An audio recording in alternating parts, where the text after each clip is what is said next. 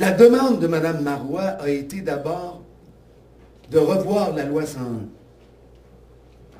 Nous l'avons fait assez rapidement, avec ceux-là même qui l'ont écrite, cette loi.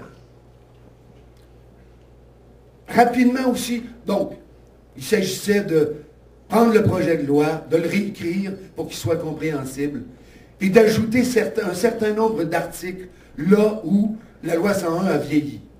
Je vous donne deux exemples. Il a été assez évident qu'il faut maintenant que la loi 101 s'applique aux entreprises qui ont moins de 50 employés. Hein, c'est clair. Oui? Il est clair aussi qu'il y a des efforts à faire au niveau de la langue d'administration. On a découvert tout à coup que quand quelqu'un dit un mot d'anglais, qui est un nouvel arrivant, un nouveau Québécois dit un mot d'anglais, et pour le reste de sa vie, la sienne et celle des autres, il recevra tous ses papiers officiels dans la langue anglaise. Il y a des problèmes avec la langue d'administration. On aura vu les articles qu'il faut changer. On aura vu certains articles dans lesquels, les articles, l'employé doit faire la preuve qu'il n'est pas nécessaire de connaître l'anglais pour faire le travail pour lequel il postule. Imaginez que quelqu'un qui cherche à obtenir un emploi va dire à son employeur « Je vais faire la preuve que je n'ai pas besoin de l'anglais pour être dans la fonction que vous me destinez. » Il y a peu de chances qu'il soit engagé. Il y a une inversion. Il faut que ce soit l'employeur qui fasse la preuve que l'anglais est nécessaire. Un autre article sur lequel on a travaillé. Après avoir fait ces travaux-là, ça a été assez rapide. Ça s'est fait rapidement. Je les ai faits avec M. Corbeil et M. Yves Martin, qui tous les deux ont été là au moment où la loi 101 a été écrite.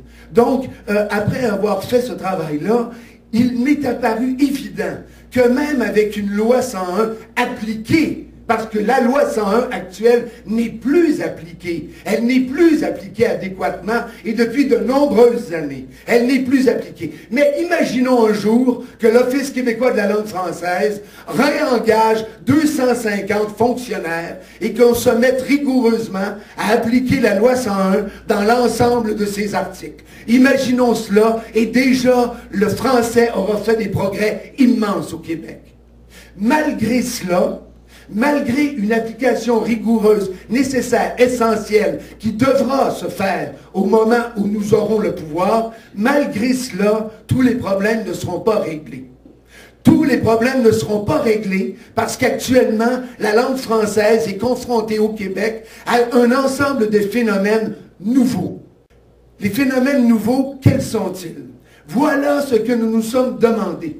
Nous nous sommes demandé, après avoir revu la loi 101, mais qu'est-ce qui se passe qui fait que, même si on applique la loi 101, on a le sentiment intime, profond, réel, que les choses ne vont pas changer juste avec l'application de la loi.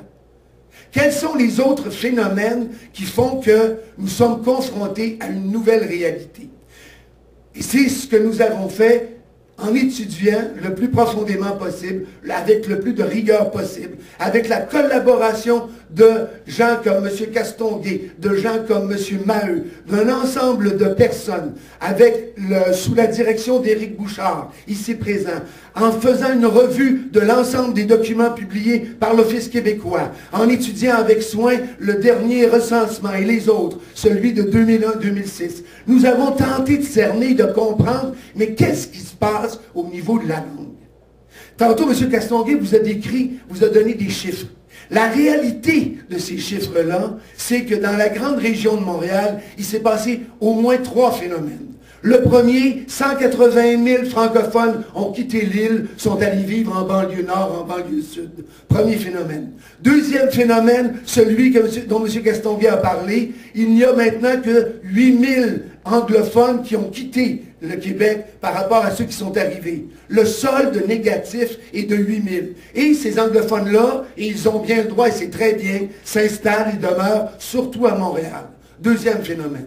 Troisième phénomène, une arrivée et une installation massive de gens venus de partout dans le monde et qui demeurent principalement sur l'île de Montréal ou dans la grande région métropolitaine. Ils y demeurent dans une proportion d'environ 75%. Quel est le résultat de ces trois phénomènes-là? Le résultat de ces trois phénomènes-là, c'est que pour 3 personnes dont la langue maternelle est le français, il y a une personne dont la langue maternelle est l'anglais, dans la grande région, sur l'île de Montréal. Cependant, au niveau de la langue d'usage, et là c'est la langue d'usage qui est parlée à la maison et qui est parlée dans la vie courante, il n'y a pas 3 personnes qui parlent le français, il y a 2 personnes qui parlent le français pour une personne qui parle l'anglais. Il n'y a pas la même adéquation de 3 par rapport à 1, mais bien de 2 par rapport à 1.